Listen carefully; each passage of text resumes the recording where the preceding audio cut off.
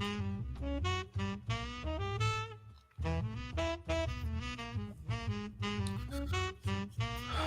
see if we are live. Let me see.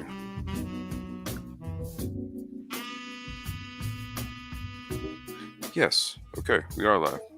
All right. Okie dokie. All right. So, I would like to welcome everyone to episode 826 of the Black Brain Trust. This is Black Cultural Intelligence, Automata, Robots of the Old World. What the hell are we talking about tonight?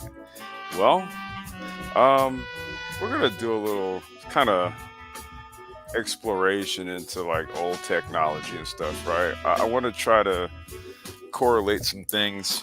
Oh, wait a minute. Like my dumbass always does. Hold on one second. Welcome, everyone. Wait, I gotta welcome people. I haven't done this in a while, so I always everyone. Okay, dokie. So let me just do that first. Let me welcome everybody. Boom. And then can you guys press if the sound is okay? Like if it's too loud or something. If it's too loud or something, let me know. And then I can turn it down. Maybe I will because it kind of is maybe a little loud in my ears. I'm not sure. I haven't done this in a while.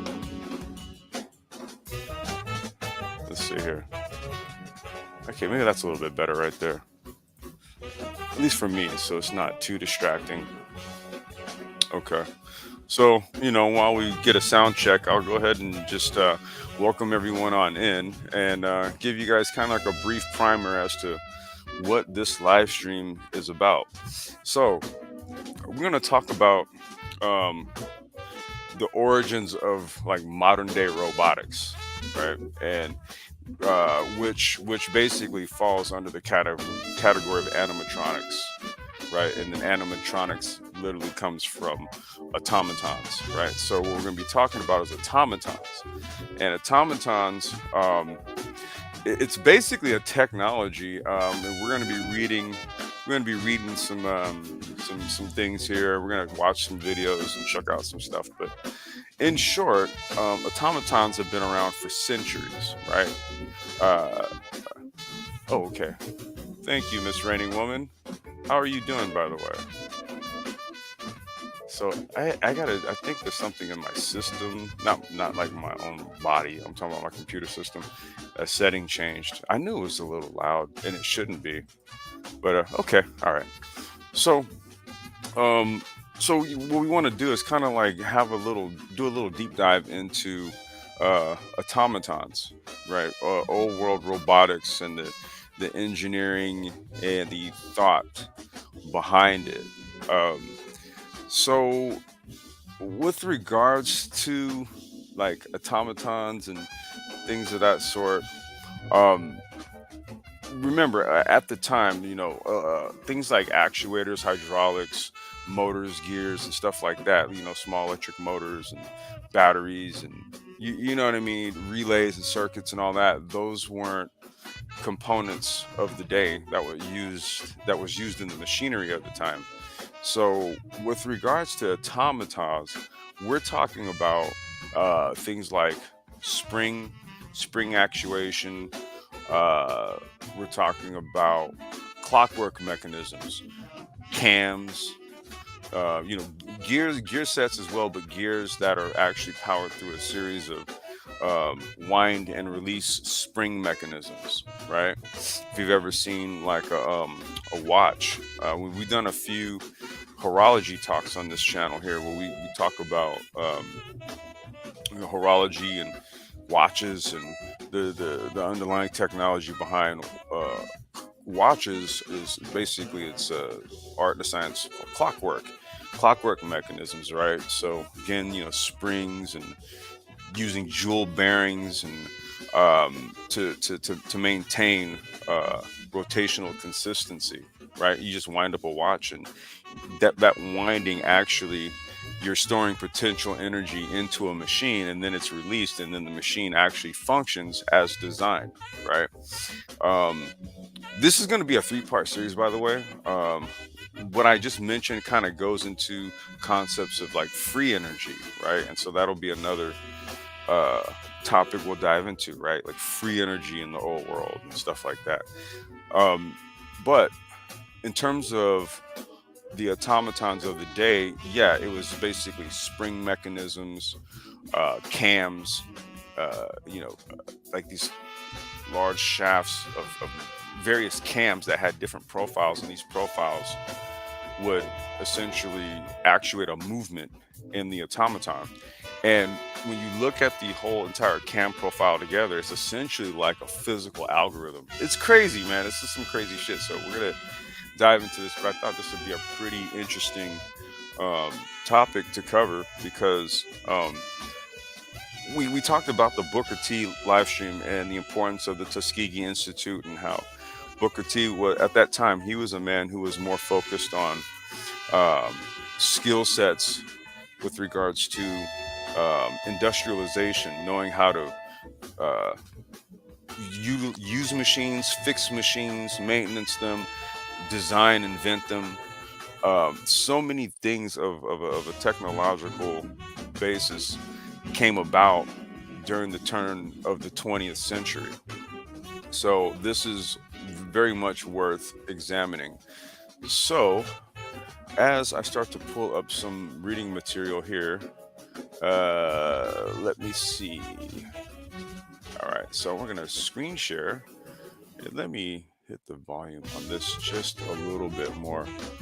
I think my daughter was playing like some Roblox or something, and change the sound settings or something. But okay, that sounds better.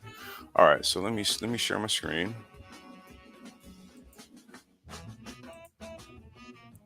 All right, all right. So this is from Wiki, and I will drop the links on this. There's plenty of sources, but obviously, we go to Wiki because it's very easy. And really, what I want to do is just um, convey like a basic premise on what it is that we're talking about. So this is from Wiki. An automaton. Automaton, an automaton is a relatively self-operating machine or control mechanism designed to automatically follow a sequence of operations or respond to predetermined instructions. Some automata, such as bell strikers in mechanical clockworks, are designed to give the illusion to the casual observer that they are operating under their own power or will, like a mechanical robot. So we're talking about this thought or theory of mechanizing a human, right? This notion or this idea has long ago existed, right? And there have been various attempts, and not only just attempts, but there were successful creations of these automatons that did very human-like movements and tasks, right? And I'm going to show you here in just a few minutes. So the term has long been commonly associated with automated puppets that resemble moving humans or animals, built to impress and or to entertain people. Animatronics are a modern type of automata with electronics, i.e., your modern day robots, often used for the portrayal of characters or creatures in films and in theme parks, or in the case of like Boston Dynamics, whole robotic warrior machine type things. The word automaton is the Latinization of the Greek word automaton, or to act, acting of one's own will. Interesting. The word was first used by Homer to describe an atomic door opening. Oh, I'm sorry, an automatic door opening or automatic movement of wheeled tripods. Now, mind you, he's describing automatic functioning devices during the ancient Greek times. But wait, there's more. It is more often used to describe non electric moving machines, especially those that have been made to resemble human or animal actions, such as the jacks on old public striking clocks, or the cuckoo or any other animated figures on a cuckoo clock. And that's just a very simplistic way of looking at that. In ancient Egypt, in ancient Egyptian legends, statues of divinities, mostly made of stone, metal, or wood, were animated and played a key role in religious ceremonies. Oh, God, okay. Uh, they were believed to have a soul derived from the divinity that they represented. In the New Kingdom of Egypt, from the 16th century BC until the 11th century BC, ancient Egyptians would frequently consult these statues for advice. The statues would reply with a movement of the head. Okay, listen. Okay, I knew this was going to be one of those. Where I kind of actually, I've been meaning to do this one for a while, and I was just kind of like, I don't know how this is going to go over.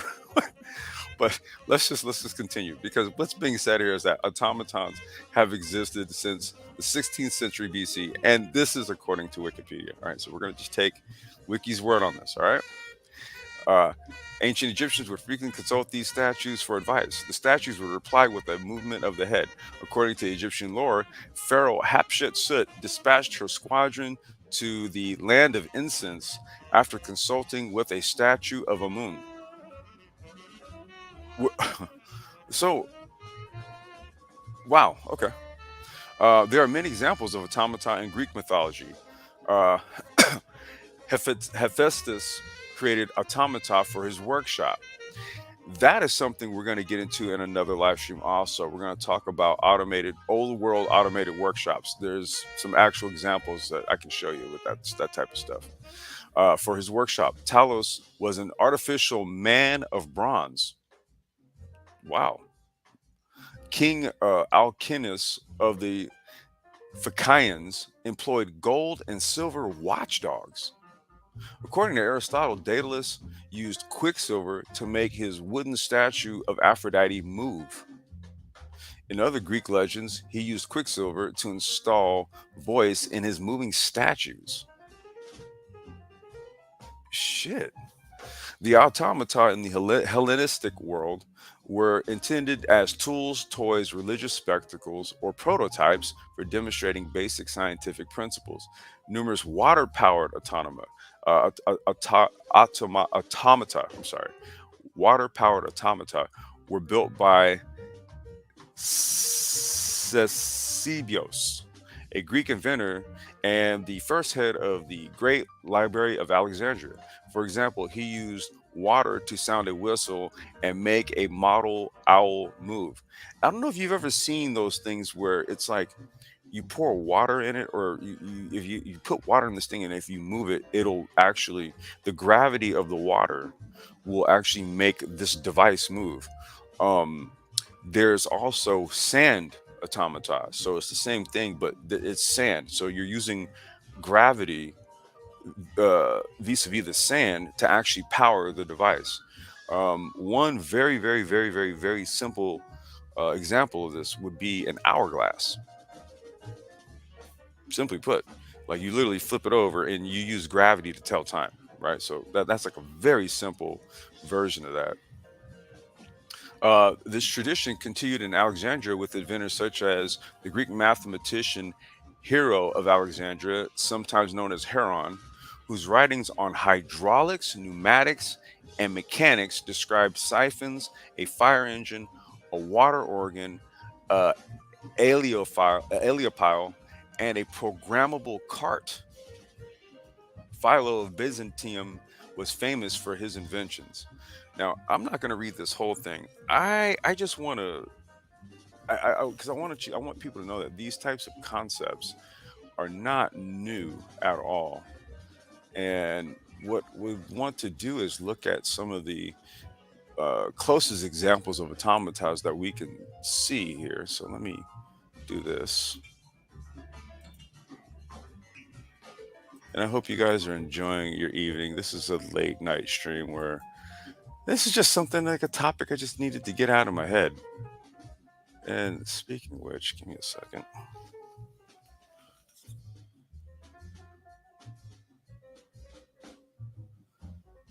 Give me 1 second.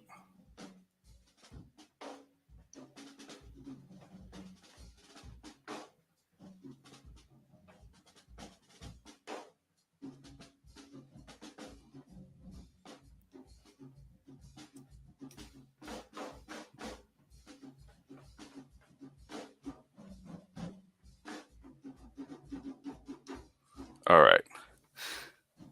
Just had to do some house cleaning real quick. Okay. So here's what I want to do. I'm going to go ahead and I'm going to dead the audio on this. And I am going to share my screen once again. Let's see. Yeah, this is the one right here. Okay. And so this is from the China World Robot Expo 2023. So this was just from a few weeks ago. And what I want you to do is just kind of pay attention to the mechanics of the robots and all this kind of stuff. But this is like the latest and greatest of what's going on out in China in their robotics industry.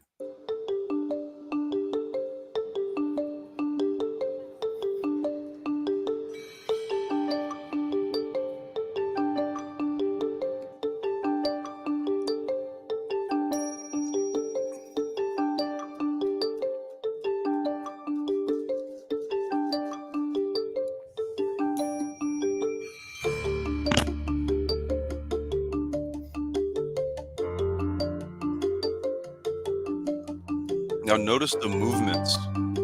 Notice the movements of these robots. These are more like sophisticated animatronics type 这种类型的机 devices. 身，实际上我们把它应用在服务领域。 Robots are applied in service sectors. One of our core technologies is flexible joints. The joint has to be precise and small. It is difficult to integrate dozens of moving parts in such a small space as the face.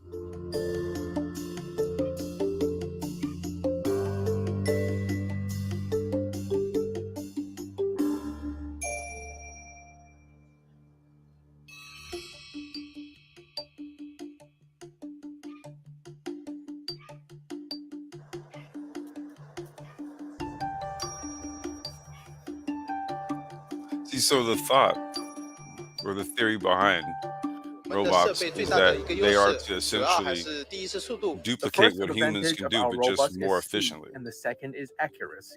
In addition, the AI algorithm enables our robot to evaluate whether the fruit meets the requirements of picking through the shape, color, and size, which can avoid those diseases and pests.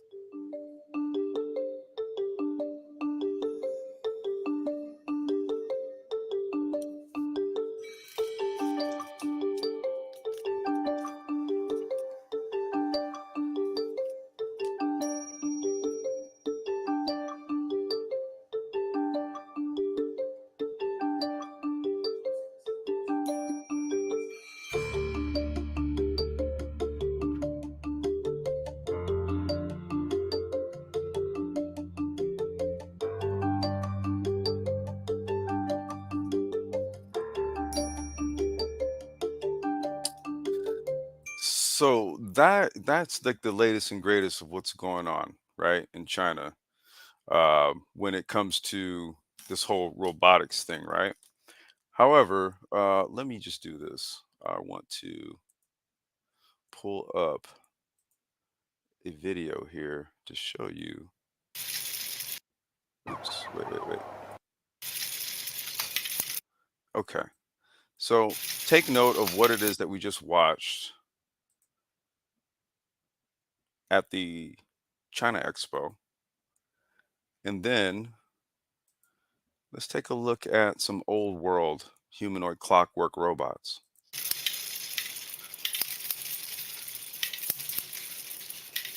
And notice the movements.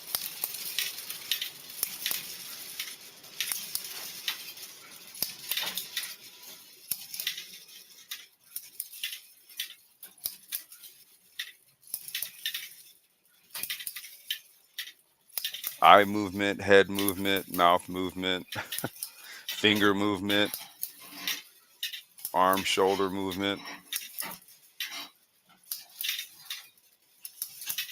It's like it's like a mechanical consciousness. Look at it.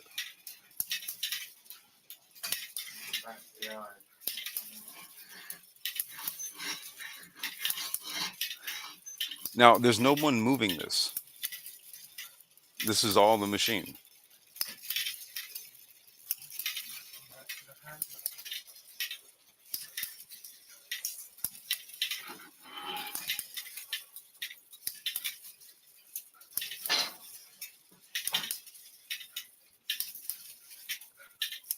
And so these are machines again, like this is like a machine from the 1800s. So we have to really kind of question, like, you know, Mhm. what from a technological standpoint, like what actually is new in terms of concepts, human thought and ideas, right? Humans of long ago have thought to make machines, and we'll get back to this video in just a second. Humans have long ago have thought to make machines that emulate us, that do what we can do. Like why the ultimate goal, I guess, would be to make a machine that can function like you and do as you do, right? But but does not have the ability to tire so much, right? So these are actually uh, old ideas that we're now seeing brought to fruition in this new fourth industrial age, vis-a-vis, wireless technology and, you know, electronics and, hydraulics and pneumatics and things of that sort. So let's see here. Let's take a look at who is in the chat. Let's see what we got going on here. We got Miss Rating Woman, LOM, Emmanuel Briggs. Welcome, you guys. Miss Real Life, hey, how you doing? Welcome. Let's see here. Real Life, you said, I honestly wouldn't mind dealing with a robot instead of surly cashiers. Matter all types of stuff having nothing to do with me and trying to take it out on everyone. You know, that's what those self checkout kiosks are for, right? So that's kind of like to kind of automate it and, you know, but then you know what? You stand in line and then you watch those people uh just toil around and take forever. And it's like, dude, it would have been quicker if you just went over and just dealt with a person to do the checkout. So I think that self checkouts are only for those highly skilled people who can swipe their food through the thing and pay for it quickly. Let's see here. Let's see. Godhand, Black Brain ASMR. Not sure what that means. Not 100% sure. Um, let's see here. Captain Trapper. I'm not sure. Okay. Yeah. BGS is better. At what exactly? Let's say I look forward to catching this one. We gotta go to sleep. Yeah, you know what? Good evening, Miss Raining Woman. You have a good night. I know it's late over there. So like I said, this is just kind of one of my little late night kind of brain dives into things like automata and stuff. They're being sarcastic. Oh yeah, sure. I guess. All right. So I had another video I want to bring up, and we'll watch a little bit of it. But I do want to kind of again cover this as sort of like a technology piece because um again, there's thoughts that, these things just weren't in existence, or some people don't even know that they existed. And so I just think it's pretty interesting to see where your modern day robotics and stuff actually comes from.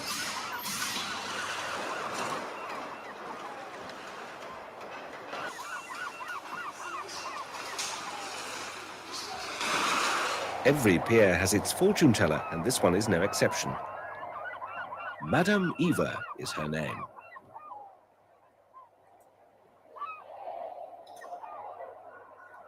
The saucy sailor gets his comeuppance.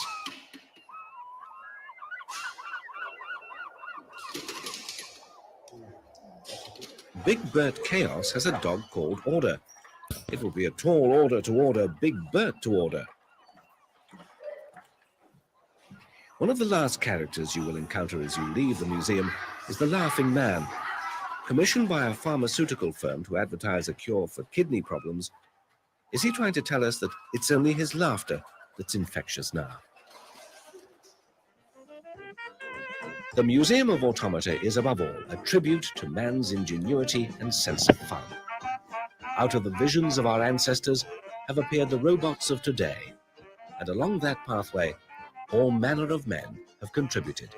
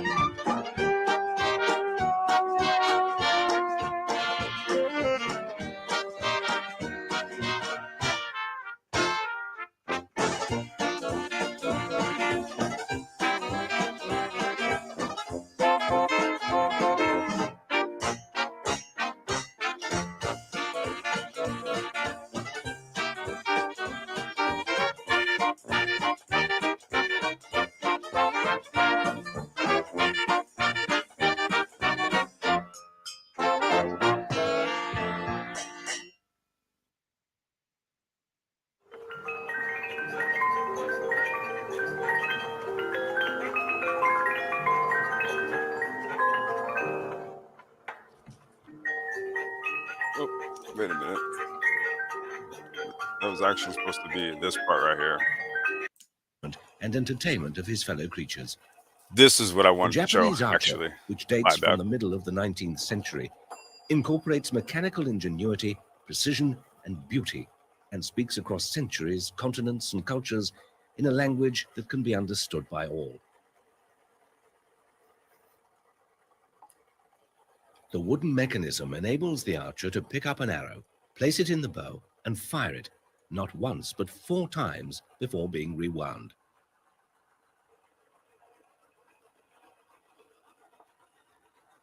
See, and it's everything about the machine, the head movement. Claude the Clown is the museum's mascot. Everything It was made in is France everything towards the is end of the 19th century. encoded in terms of the The battle movement. on which Everything Claude is is encoded perched acts as a into the sound cam box for the musical profiles. movement, and more Very interesting importantly, technology. conceals the clockwork mechanism. The shape of the cams determines the movement. As they turn on the shaft, they raise and lower levers that animate face and limbs. This technique has brought life to a host of almost human characters.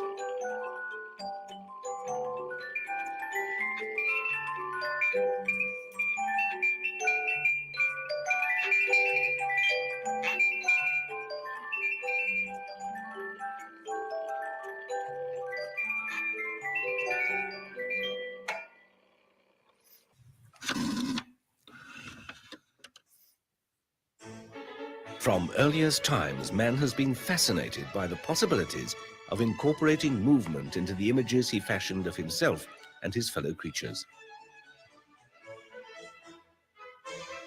The earliest known statuette with articulated limbs dates from the Grevetian culture, approximately 25,000 years BC. Figurines from ancient Greece and Rome employ I simple remember there was a pivots and specific drawstrings one I to did bring want to them to show life. from here. I think it's right here. Is it this Not acrobat only or there was was a a whole range band? of facial expressions There captured it in is. papier-mâché or staff, but also the subtleties of hand and body movements.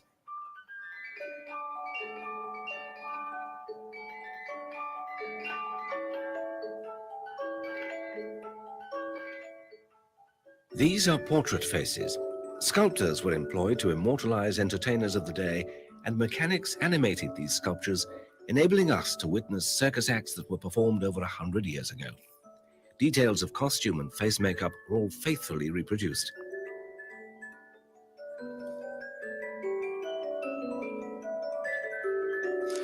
Like, so how do you design a mechanism to make this do that?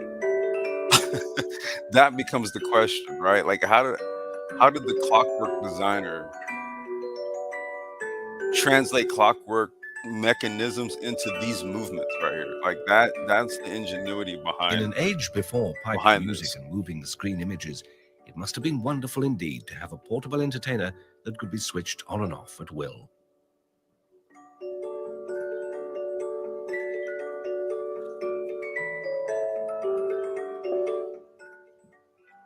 Nearly all these pieces have their own musical accompaniment, a cylinder and comb concealed either in the cabinet base or in the body.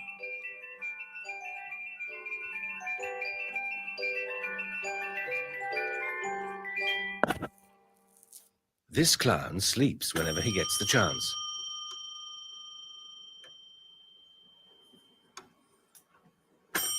The intermission bell interrupts his slumber, not once, but 3 times. Reminds him of his audience and finally obliges him to start playing again. In this microcosm, anything is possible. A clown So serenades these are the just moon. like examples of old 1800s automata, right? The moon And all comes of the down to various earth. movements and the things that these things were able to do.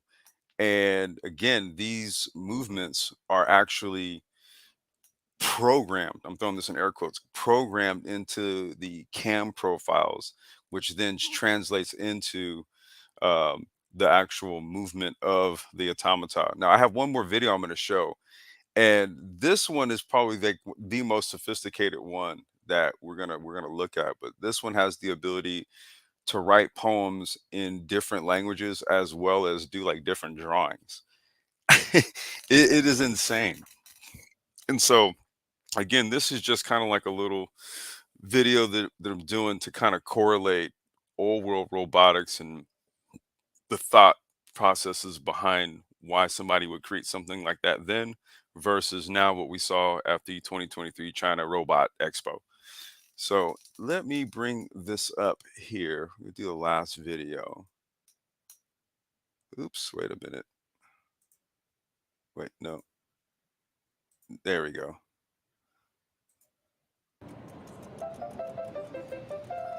Here he goes.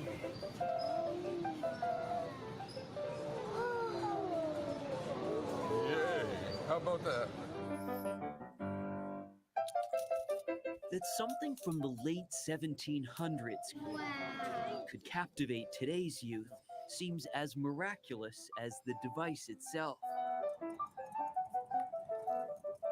This elaborate wind-up machine called an automaton, which writes and draws, is in many ways a mystery, even centuries later. The more you watch it, the more you realize how little you actually know. We are winding the spring up. Just like you'd wind up a clock. Yeah. Charles Penniman, the caretaker of this automaton at Philadelphia's Franklin Institute, explains that back when automata were built, trade secrets were common and were lost when the artisan died. This automaton had been damaged in a fire and was in pieces when the museum received it back in 1928. Senior scientist Derek Pitts says it was like putting together a puzzle. Did you know it was an automaton? We had some idea that it was some sort of mechanical automatic device, but we had no real idea of its true nature until a machinist working here at the Franklin Institute decided to put it all together. Once reassembled, the hands of this remarkable boy machine could be moved by a series of levers, guided by precisely carved grooves in brass discs called cams. Not only could it draw 4 different pictures, including a Chinese temple and a ship, but it could write poems, 1 in English, 2 in French, solving a mystery. It wrote out, essentially, this device was created by Maillard.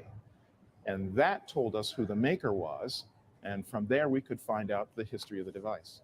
Hundreds of years ago, automata were created by watchmakers, almost as a way to brag and show off their abilities. When clocks were invented and people saw that you can use these mechanics to create a man that could juggle or sing or be on a trapeze, it sort of started people thinking, like, what is life? If something can mimic the act of life, why isn't it itself alive? So this is my draw with all of my Hugo sketches. Author Brian Selznick was fascinated by the device and dreamed up a now famous children's book centered around an automaton. For research, he went to see the one in Philadelphia. I imagined a kid climbing through the garbage and finding one of those broken machines and trying to fix it. And that boy became Hugo, and that's where the whole story really began. Selznick's story became a 500-page tale that doesn't look or read like a typical children's book. Much of it unfolds in a series of pencil and ink drawings that Selznick created in the studio of his Brooklyn apartment. His best-selling book, The Invention of Hugo Cabret, What is that? It's an automaton. was turned into the movie Hugo, which earned 11 Oscar nominations. So this is the very first sketch that I had for the metal grate that ended up being built for the movie. In the story, Hugo lives behind the grates of a 1930s Paris train station. He hopes that fixing his automaton will reveal an important message, just as it did with Maillard's. Have you seen increased interest in automata since the movie, Hugo? Yes, we have. Jerry Ryder maintains this collection of automata at the Morris Museum in New Jersey. And in the late 1700s was one of the most fascinating times with the most complex pieces.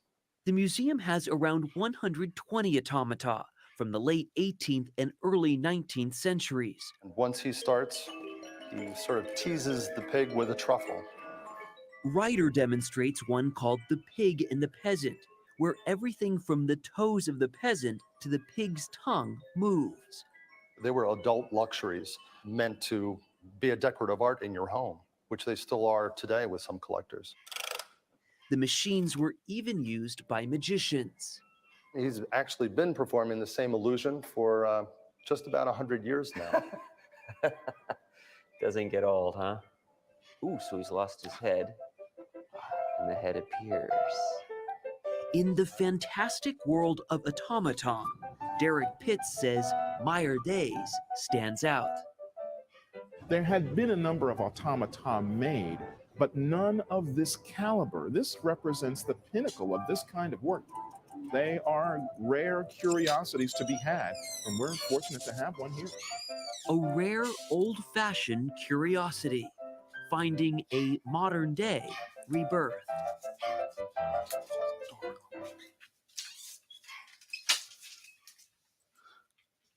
Yep. So, yeah, I wanted to kind of just throw this out here as a conversation piece, especially when it comes to the talk of like robotics and we're now in this age where we got bots that are going to be delivering our food and our groceries and stuff, right? And it's sort of like when you like watch videos of people like knocking over delivery bots and stuff that are roaming the streets like in LA or something. You see people knocking them over, and it's just kind of like you kind of ask yourself, well, what is it, man? Like you're not used to this notion of this idea of some technological device like moving autonomously on its own, doing something, only to go back some hundreds of years to see that we were creating bots that moved autonomously and did their own thing, right? So it's not that much of a stretch. And so that was really what the point of this live stream was about. It was really kind of more like digging the technological crates, right? Like, is robotics really like a new concept or a new thing? Hell no. No, not at all. As you guys just saw right there. And I've seen other automaton that were even more sophisticated than that one that you just saw right there, the one that was doing the handwriting. I've seen other ones that did some crazy shit. Let's see. Majin Ego, you said, how does this relate to micromobility? It kind of doesn't. We're talking about robotics. Micromobility. Now, I have a live stream coming up on that. Old world micromobility. We're going to talk about modes and methods of transportation that existed at the turn of the 20th century that essentially are the micromobility devices of today. So this doesn't relate to micromobility. This has more to do with robotics, and animatronics, right? Again, it's just displaying that these concepts are actually not new ideas, they're actually old. And what they used was they used different mechanisms for making the movements happen. As you guys saw there, it was cams and springs and levers and strings and rods and stuff like that. And it was all of these things moving around to make these machines move, right? So it's really more to like get our heads to think a little bit different about technology, like open our heads up. I always often wonder, like, well, shit, if those type of machines existed back in like the 17 and 1800s and stuff, what the hell else existed? And I'll tell you, in these live streams coming up, we're going to talk about dynamos and line shaft, self-driving like workshops and different ways of doing shit. People just thought differently back then. So this is like a passing hobby of mine, man, just studying like old engineering and technology and stuff like that. So with that, I'm gonna just check the comments. Let's see what we got before I close it out. I mean, I don't know. I I had more trolls than. I mean, we had some comments, but I guess a bunch of trolls decided to come through here. I don't know what that was about. Let's see here. Let's see, Mike. Oh, okay, Majin. That was okay. I'm complex now. Mike was here. Okay, he said, mind explaining what's going on for the slow dudes in the back. Oh man, they're just gonna have to catch up, dude. You know, it was just God hand. Yeah, he's the slow guy in the back. Okay. Let's see here. Goated book. Pay attention and learn. Book is better. Book is better. You want a book? I'll give you a book. There's a book called The Book of Ingenious Devices. Look that up. It was written. It's written in. It's in Islamic. But that book is from like I think it's from like 1640, and it was written by three Islamic brothers, three Muslim brothers, and it's a book detailing like 100 different devices, like machines, and they're like full schematics and like literally how to make them. Yeah, and, like one of the devices I think was like a helicopter or some shit.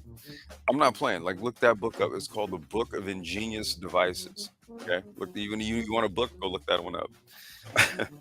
Let's see here. I'm trying to, but Five Nights at Freddy's robots. Okay. Let's see. I've kept up with this series. That's why I asked. I really catch a live because I've been too productive. No, I hear that, bro. I mean, hell, I haven't gone live on here in a few weeks, so it's been a minute. I just had to kick myself in the ass to get on here and do this live stream. Let's see here. Scooters really are the future, bro. Yeah, I'm telling you, dude. Me and Mike, we be trying to tell people, dude. E-scooters and e-bikes, PEVs, small personal electric vehicles. We're gonna keep hammering this because it is the future, dude. Like it really is. L.A. Thorne, The Martian. I'm curious as to why blacks are even concerned about robotics when an increasing majority of kids, blacks included, are consistently failing math in schools, which is essential to machines. I'm curious as to why blacks are even concerned about robotics. Well, being one of the fourth industrial age and a technocrat, somebody that's in the IoT sector and all that, um, I'm concerned about it because it's part of what I do. Part of what a lot of us on this platform do. The increasing majority of kids are consistently failing at math. Yes, that is a problem. We are aware of that, but that does not change the fact that pursuit of these technological fields is important, right? So I think we can chew gum and walk at the same time. I think we can pursue these areas and address the math issue at the same time. I do think we can do both. Let's see here. Timeless Mechanics, Digital Wealth Podcast. I know, right? They're ODing. Arabic. I'm sorry, Arabic. Yeah, there you go. Long day, man. It's time for me to go to bed. Perpetual watch movements, carburetors, firearms, etc. Yeah, all of these things are like old, tried and true technologies, man, that have stood the test of time. 1640, Wayne Wallace. Thank you. It was 1640. I'm talking about Da Vinci. You said you're talking about Da Vinci. No. Here, let me show you. I'll show you exactly what I'm talking about. Here. Matter of fact, I meant to have this up. Here, I'll go ahead and do a screen share. We'll take a looky-loo. It is all right. Let me do a screen share. And I'll show you what I'm talking about. Ingenious devices, fountains, perpetual oil lamps, and other inventions from the Islamic Golden Age. Historians, economists, and others interested in invention and innovation have often used patents as primary sources. In fact, for the majority of inventors throughout history, we have few or no other records of their lives, thought processes, or motivations. Histories of intellectual property systems typically start with patent laws enacted in the 15th century Venice, jump to British patents granted under the 1624 Statute of Monopolies, and then turn to the 1787 U.S. Constitution, which included a clause widely seen as democratizing access to patenting. Over time, these statutes overcame the alternative approach to keeping new technologies as trade secrets, often under narrow guild control. But telling the history of invention in this way has a strong European and North American bias. Looking back, looking further back at a collection of inventions from 19th century Baghdad, published in 850 as Kitab al-Hayal. I'm sorry, it was in 1850. It was earlier. My bad. The Book of Ingenious Devices offers intriguing perspective on how inventors describe and disclose their work. In the Kitab al-Hayal, three brothers, Muhammad, Ahmad, and Al-Hassan bin Musa ibn Shakir, known as the Banu Musa or Sons of Moses, describe some 100 devices. Sons of a respected astronomer, the brothers were supported by Baghdad's ruler Al-Amam and his successors. Among their other notable projects was an initiative to measure the circumference of the Earth, accomplished by walking the distance on a marked route for a 1 degree shift in altitude of the pole star, which they did at two locations for accuracy. They reported a circumference of 24,000 miles, only slightly less than the modern figure of 24,902. Individually and together, they also published noted treatises on geometry and mathematics, timekeeping, the nature of speech, and other topics. And I will send you guys this article right here. My bad, that was in 1850, y'all. I got it all screwed up.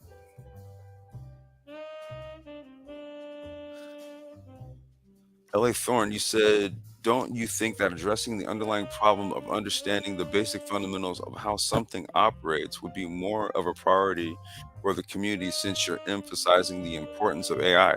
I'm not actually emphasizing the importance of AI, not particularly in this conversation. This conversation actually is about old world robotics engineering and concepts. That's what it was. What I'm saying is that I showed new robotics and I compared and contrasted to the robotics of old. And so the thought processes behind how robots of that day were created, how they were created, was very much different than the robots that you see today. However, the movements are a lot alike. And this is more or less of what it is that I was trying to get at. This isn't anything where I'm espousing like kids need to get better in math. Now, I already know that they need to get better in math. This whole channel, I don't know if you've dug through here, go through the videos. All we talk about is getting these various skills up so that we can compete in these technological fields. So, I mean, you're kind of preaching to the choir a little bit.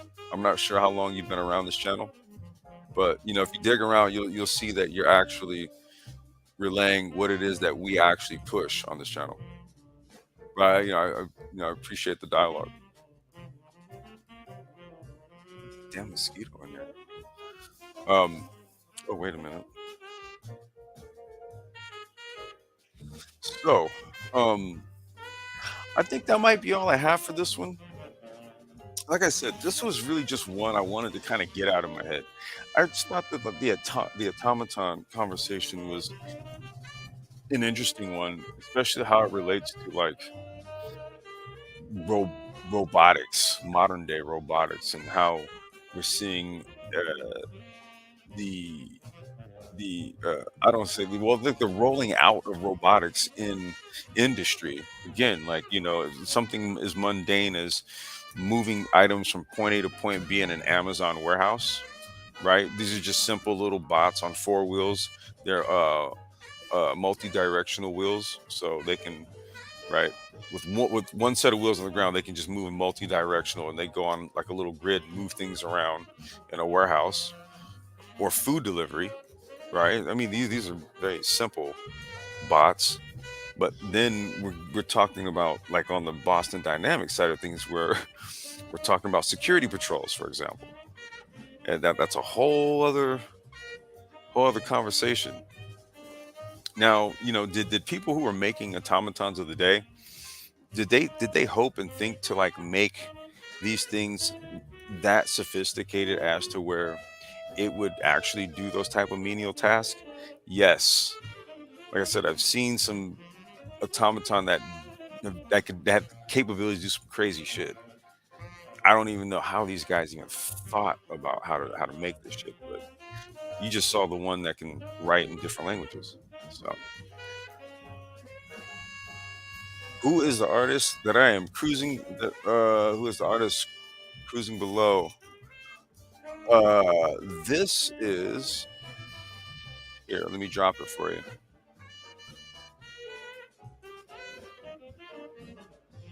In case you guys want to know what sounds we got. This is Nubia Garcia, the Nubia Garcia 5. It's a jazz quintet. Good stuff, man. Good stuff. Okay, well, I think that is going to be all for this one. Again, this was just a